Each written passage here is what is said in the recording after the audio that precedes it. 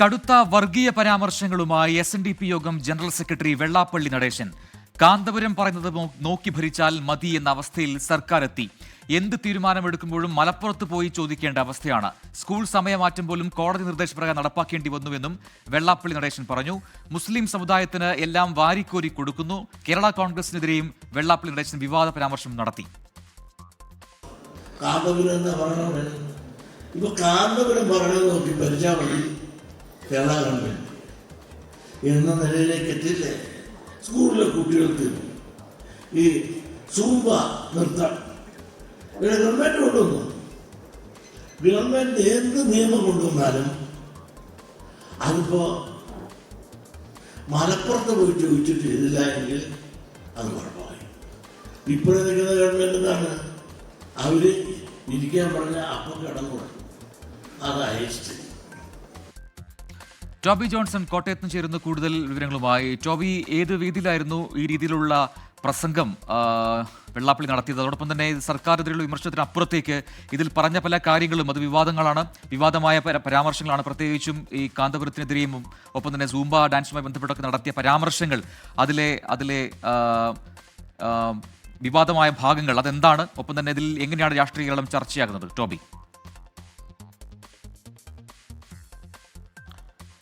പ്രജിൻ, ഇന്ന് കോട്ടയത്ത് സംഘടിപ്പിച്ച കോട്ടയം യൂണിയൻ SNDP യൂണിയൻ ശാഖ നേതൃയോഗത്തിലാണ് വെള്ളാപ്പള്ളി നടേശൻ വീണ്ടും വിവാദ പരാമർശം നടത്തിയത്.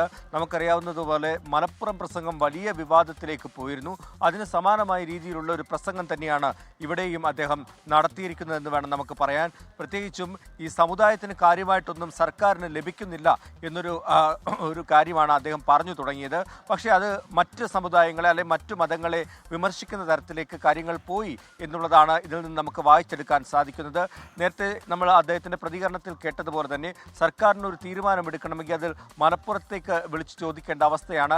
കാന്തപുരം പറയുന്നത് പോലെയാണ് ഇപ്പോൾ ഭരണം പോകുന്നത് എന്നതടക്കമുള്ള പരാമർശങ്ങൾ അദ്ദേഹം നടത്തുന്നതോടൊപ്പം തന്നെ മുസ്ലിം സമുദായത്തിനെതിരെയുള്ള ഒരു പരാമർശമായി കൂടി അത് മാറുന്നു എന്ന് നമുക്ക് ഇന്നത്തെ ആ പ്രസംഗം കേട്ടപ്പോൾ മനസ്സിലാകുന്നു. ഒപ്പം തന്നെ ക്രൈസ്തവ സമുദായങ്ങൾക്കെതിരെയുമുള്ള ചില പരാമർശങ്ങൾ കൂടി അദ്ദേഹത്തിൻ്റെ ഭാഗത്തു നിന്നും വന്നു. അതോടൊപ്പം തന്നെയാണ് രാഷ്ട്രീയ പാർട്ടികൾ മുസ്ലിം ലീഗിനെതിരെയും കേരള കോൺഗ്രസിനെതിരെയും അതിരൂക്ഷ വിമർശന വർഗീയ പരാമർശങ്ങൾ തന്നെയാണ് നടത്തിയിരിക്കുന്നത്. അതായത് ലീഗ് ഒരു പുതിയ തന്ത്രം നടത്തുകയാണ്. അതായത് മലബാർ മേഖലയിൽ കൂടുതൽ സീറ്റുകൾ ചോദിക്കുന്നതിനോടൊപ്പം തന്നെ മധ്യ കേരളത്തിലടക്കം സീറ്റുകൾ അവർ ചോദിക്കുന്നു. ഇതൊരു തന്ത്രമാണ്. സർക്കാർ ഭരണത്തിൽ മുഖ്യമന്ത്രിയാകാനുള്ള ലീഗിൻ്റെ ചില നീക്കമാണ് ഇതിന് പിന്നിലെന്ന് അവർ പറയുന്നു. ഒപ്പം തന്നെ കേരള കോൺഗ്രസ് ക്രൈസ്തവർക്ക് വേണ്ടി മാത്രം നിലകൊള്ളുന്ന ഒരു പാർട്ടിയാണ്. അതുകൊണ്ടാണ് അവരുടെ ബിഷപ്പുമാർ പറയുന്ന പോലെയാണ് കേരള കോൺഗ്രസ് മുന്നോട്ട് പോകുന്നത്.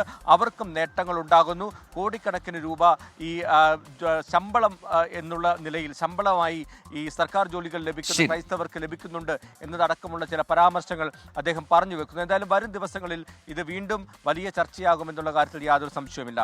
ശരി, ടോബി ജോൺസൺ ആണ് കോട്ടയത്ത് നിന്ന് വിശദാംശങ്ങൾ നൽകിയത്.